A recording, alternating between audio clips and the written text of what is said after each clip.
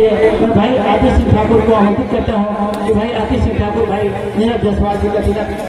इसके पश्चात हमारे बीच उपस्थित ऐसा माना जाता है कि भारत में कबड्डी, दौड़ व कुश्ती आदि की परंपरा व्यायाम के रूप में शुरू हुई थी, जिससे एक स्वस्थ मनोरंजन के साथ शारीरिक चुस्ती फुर्ती भी बढ़ती है।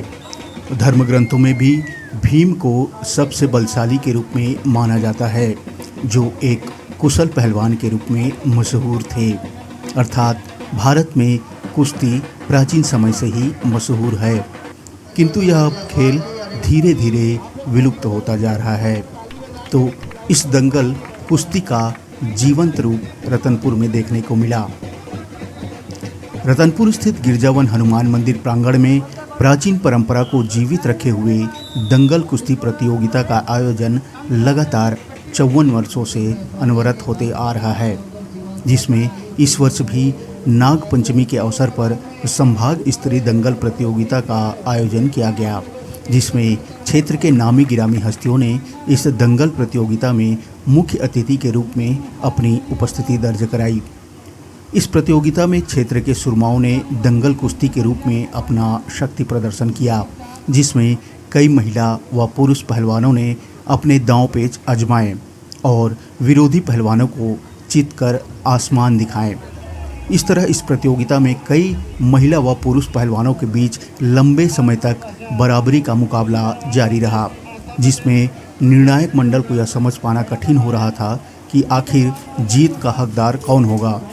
अंततः जीत हासिल करने वाले पहलवानों के बीच एक बार फिर फाइनल में हिस्सा लेकर अपने विपक्षी पहलवानों को परास्त कर अपनी जीत हासिल की।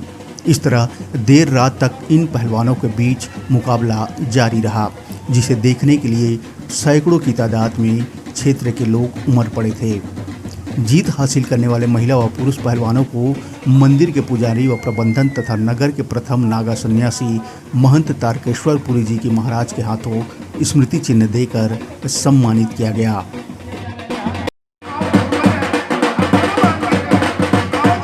नीरज जायसवाल जी, आप लोग ताली बजाते रहिए, जब तक आप ताली बजाएंगे नहीं खिलाड़ी का उत्साह नहीं बढ़ता है।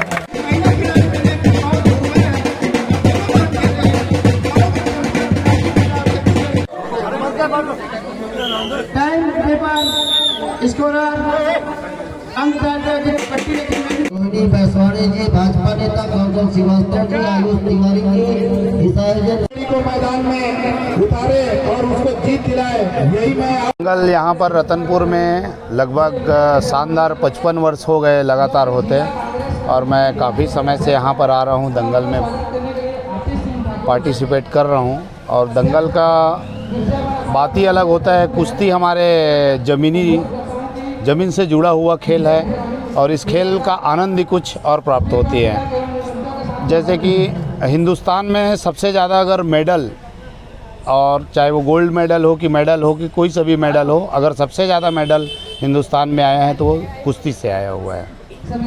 और इसमें छत्तीसगढ़ में भी नेशनल, राज्य स्तरीय सभी तरह का मेडल आया हुआ है छत्तीसगढ़ में भी।